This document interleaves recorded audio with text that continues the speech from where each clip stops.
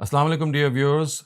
Today we will be taking up another objection that has been raised against Ustaz Javed Ahmad Ghamidi's views. In this regard, we know that he has opined that as far as the first revelation of the Quran is concerned, the way it has been described in a narrative recorded by Al-Jami' al-Sahih of Imam Bukhari and many other muhaddisun, it seems to be against the Quran, and also it seems to be against established practice. And he has raised 10 objections against this narrative. But before we summarize those objections, let us read the text of this narrative. Urwa reports from Aisha that she said, "The commencement of divine revelation to God's messenger was in the form of good dreams which came like daylight. Then the fondness for seclusion was endeared to him. He would stay in seclusion in the cave of Hira. There, for many days, he would do tahannus, which means worship. After that, he was returned to his family. He would take with him food and provisions for the stay, and then come back to his wife Khadija to take more food again. This continued till the truth descended upon him while he was in the cave of Hira. Thereafter the angel came to him and said, 'Read.' He replied, 'I do not know how to read.' The Prophet added, 'The angel caught hold of me and pressed me so hard that I could not bear it any more. He then released me and again said to me, "Read." And I replied, "I do not know how to read." Thereupon he caught hold of me again and pressed me a second time till I could not bear it any more. He then released me and again said, "Read." So again I replied, "I do not know how to read." Thereupon he caught hold of me for the third time and pressed me and then released me and said, "اقرأ باسم ربك الذي خلق خلق الإنسان من علق اقرأ وربك الأكرم الذي علم بالقلم علم الإنسان ما لم يعلم." Read in the name of your Lord who created man from a clot. Read, and your Lord is the most bountiful, who taught man by the pen, taught him what he knew not.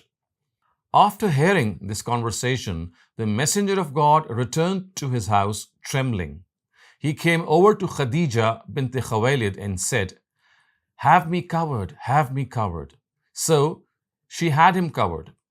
When his fear subsided, he conversed with Khadija and informed her with what happened and said, "I fear for my life."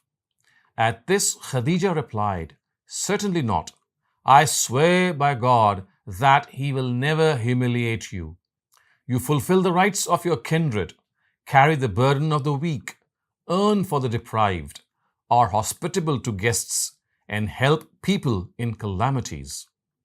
Then Khadija took him to Waraka ibn Nawfal ibn Asad ibn Abdul Uzza, who was her paternal cousin. In the age of Jahiliyyah, Waraka had become a Christian. He knew how to write Hebrew.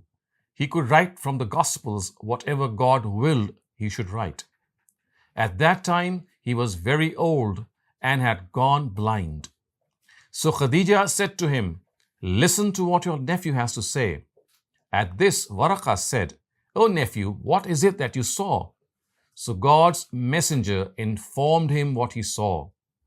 At this, Waraka replied, "This is the same angel who would come to Moses. Would that I had been a strong young man. Would that I remained alive till that time when your nation will turn you out from your city." God's messenger then asked, "Will they turn me out?" Waraka replied, "Yes. Whenever a person has brought what you have brought, people have become his enemies. If I remain alive till that day, I shall fully help you." Then not much time elapsed before Waraka died, and divine revelation ceased to come to him. So now the first objection which Ustaz Ghamidi has raised against this narrative is that how Muhammad ﷺ was assigned as a messenger of God. Surely it can be regarded as one of the most important incidents of his life. Such is its significance that it should have been reported by the Prophet himself to his companions. A central personality in these narratives is the Prophet's wife Khadija. The same question arises about her. why did not she herself report this all-important event of the Prophet's life? A very similar question arises about other close companions of Prophet like Abu Bakr, Umar, Uthman and Ali. May God be pleased with them. Such is the importance of this event that these companions should have narrated it from the Prophet. On the other hand, we find a mursal narrative reporting this incident. So this narrative is not a muttasil one, it's a mursal narrative. So this is the first question which has been raised by Ustaz Ghamidi. The second important question that he has raised in this regard is that this narratives gives us the impression as if the Prophet was doing meditation or undergoing some spiritual exercise or muraqabah in which he was trying to establish contact with God, and as a result of that spiritual exercise and practice, ultimately he was able to. However, in the Quran, we don't find any such thing. In fact, the Quran actually says that as far as the Prophet is concerned, he never ever expected to establish any connection with God. He never expected that a book will be revealed to him.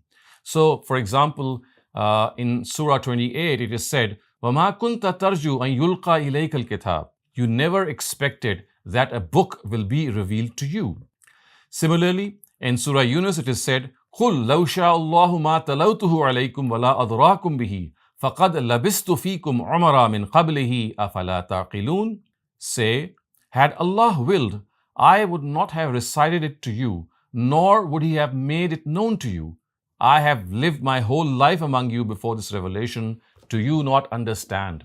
So in other words, as far as the Prophet is concerned, to him, this revelation, this contact by the divine is something that is always initiated by God himself. It is not that the Prophet, in any case, in any situation, he has any inclination to contact the divine.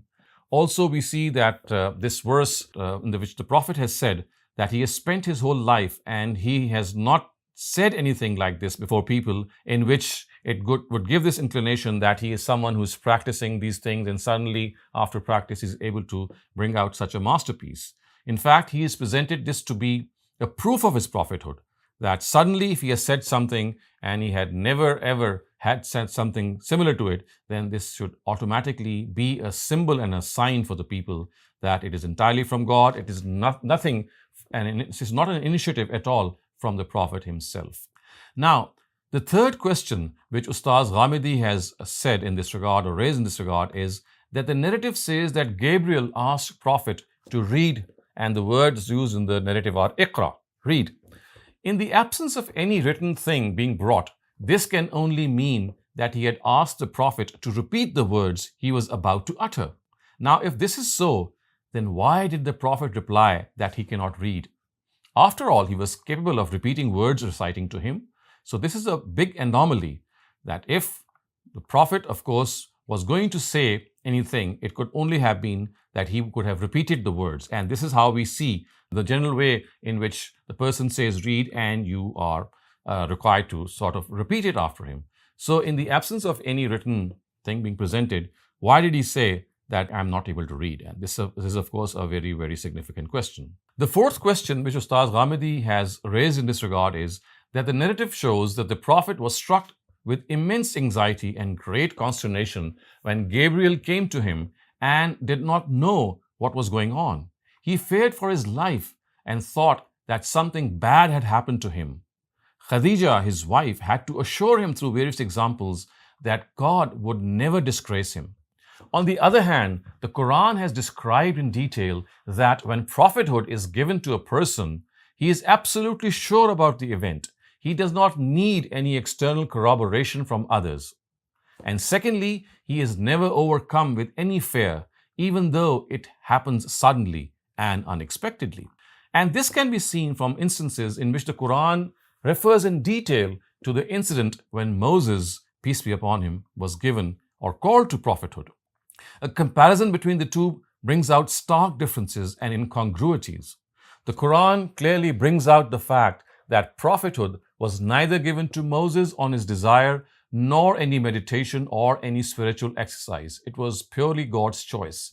After tending to the herds of his father-in-law in Madian for many years, when Moses was going to Egypt with his family, he was suddenly made a prophet.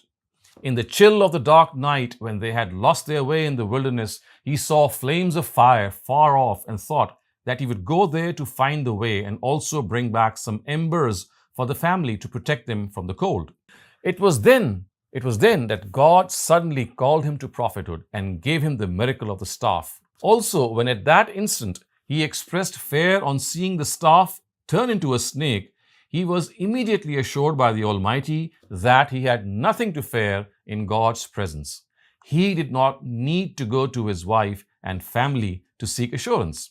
So the Quran says, bear in mind when Moses said to his family, I have seen some fire. I will bring either some news from there or some embers of fire so that you can become warm. So when he came there, he heard a voice, blessed is he who is in this fire and around it, and exalted is God, Lord of the worlds. Moses, it is I, the powerful and wise God. Throw down your staff. So when he saw it moving as if it was a snake, he turned back and did not even look behind. God said, there is nothing to fear for messengers in my presence.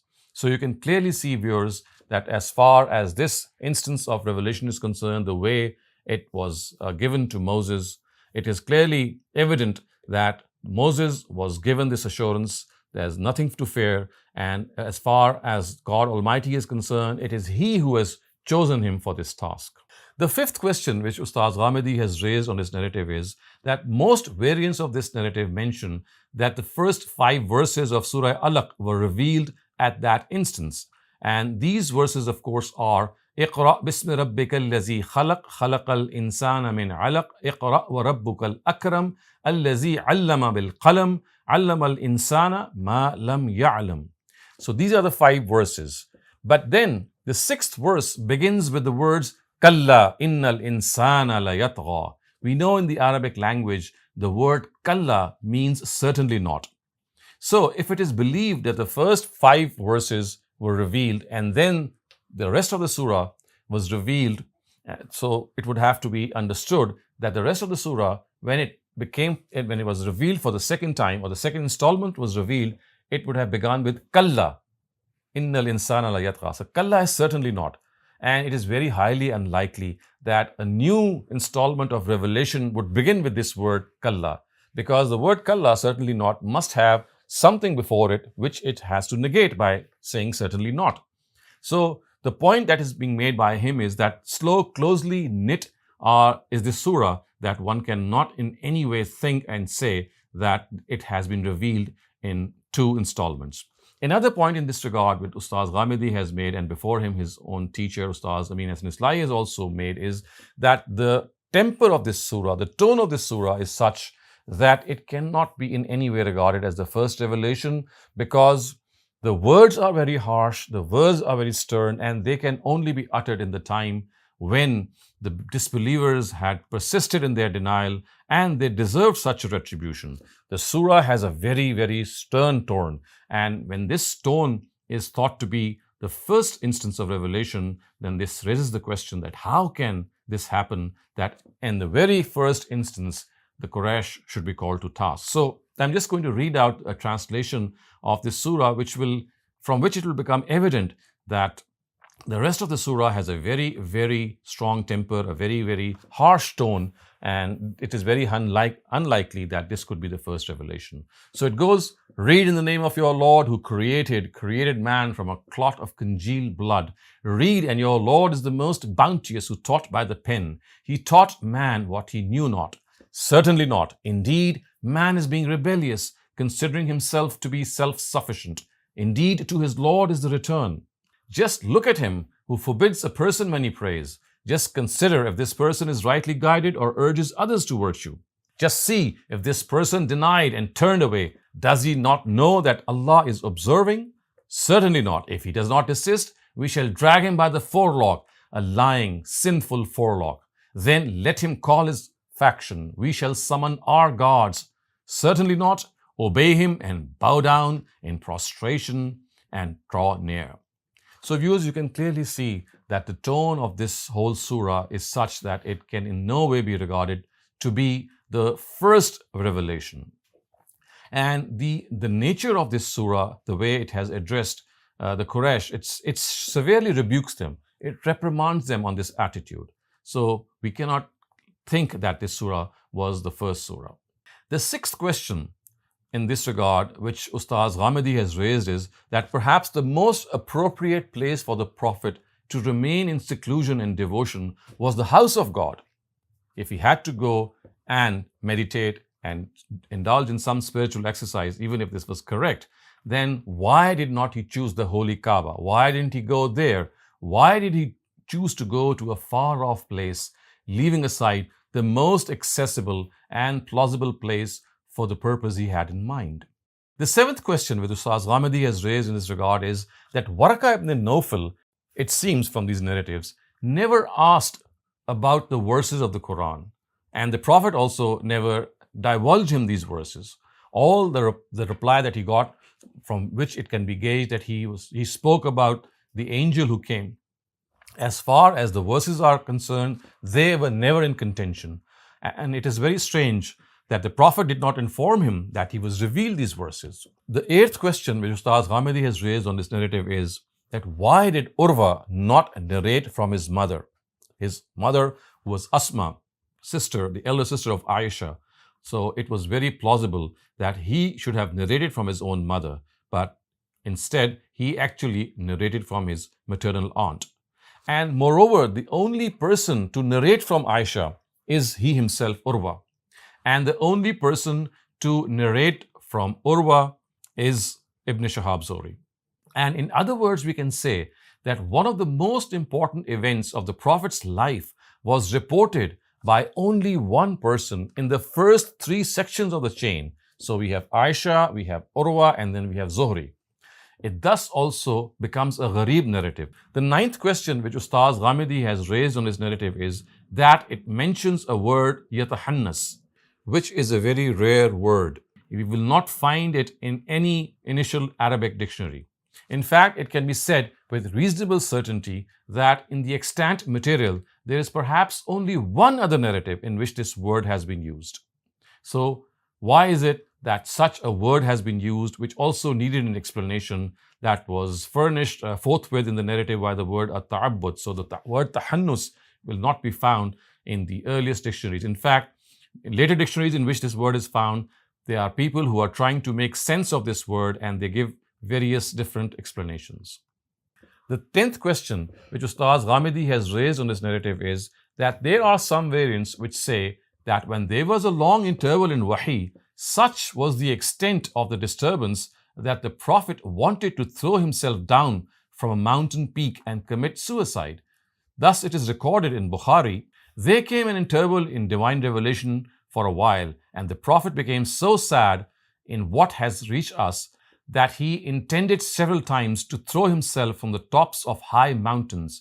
And every time he went up the mountain in order to throw himself down, Gabriel would appear before him and say, "O Muhammad, you are indeed God's messenger in truth." Whereupon his heart would become quiet and he would calm down and would return home. And whenever the period of the coming of the inspiration used to become long, he would again do what he has just done.